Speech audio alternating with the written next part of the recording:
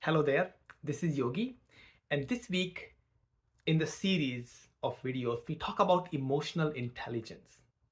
And the first important thing about emotional intelligence is becoming aware of your own emotions.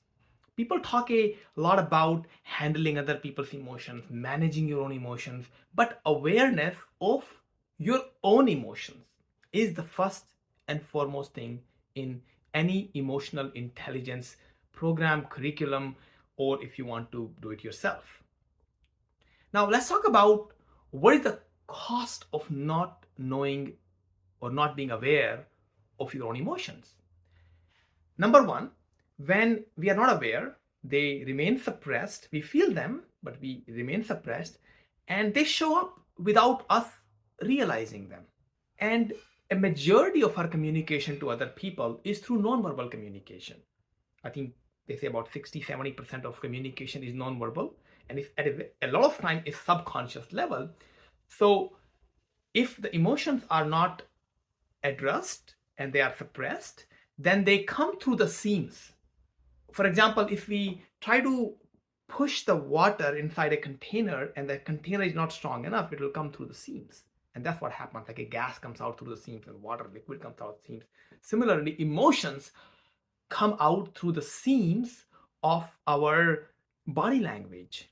Now, that's the cost of not knowing your emotions, right? They come to the seams, they show up without us realizing it. People read them unconsciously, subconsciously, and respond to them without any of us, the person having them, person reading them, being aware of them sometimes. Now, what is the benefit of being aware of your own emotions? There are a lot of benefits.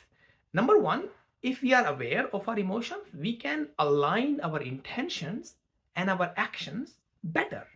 Because we are aware of what we are going through, what our intentions are, we can control or influence our actions more. And second thing is we are less confused of our actions at times.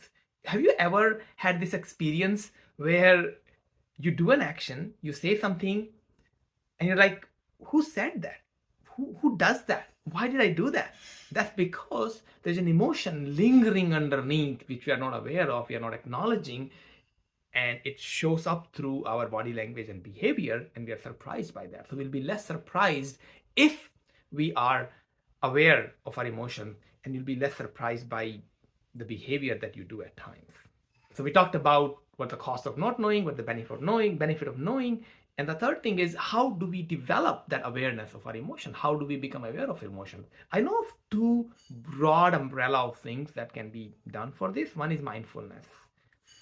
Having a practice of sitting still and acknowledging and noticing our emotions. And a lot of times it's about developing the vocabulary of emotions.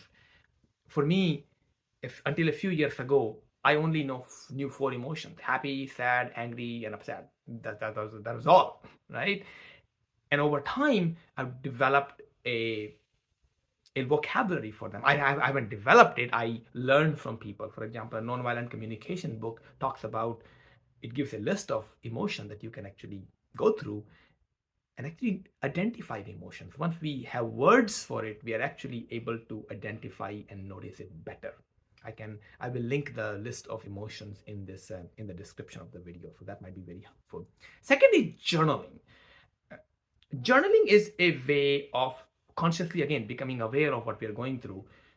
One way to journal is just start with one line journal. How am I feeling right now? And maybe describe that feeling a little bit, the emotional sensation, the physical sensation that we're feeling. Or you can go as deep as there's a there is a journaling workshop called Intensive Journal Workshop. You can go through the whole program.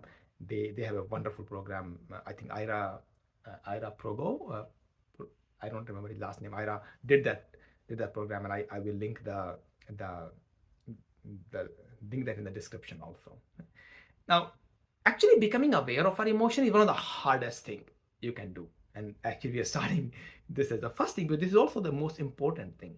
Again, we don't have to go become perfect at this before we take the next step, but this is the first step we take, and we become somewhat better at it, then we take the next step.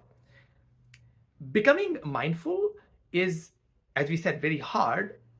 So what we do is to actually, if you want to become mindful only when you feel strong emotions, that's a very hard thing to do. So what we start to do is to develop a practice of mindfulness, morning, evening, a minute or 2 minutes, but doing it formally. Same thing with journaling. Not journal only when you feel strong emotions, but journal all the time. Maybe 1 minute in the morning, 5 minutes in the evening, or something like that. And then over time, you will start to journal when you're feeling strong emotions also. So developing this practice, formal practice, is very important, and then you can start to develop it informally also, start to do it informally also. So in summary, to become emotionally intelligent, become aware of your own emotions. That's the first step we take. Learn to label them, learn to acknowledge them. Okay? And we'll talk about the other steps in subsequent videos. So until next time, be mindful of the peace within you.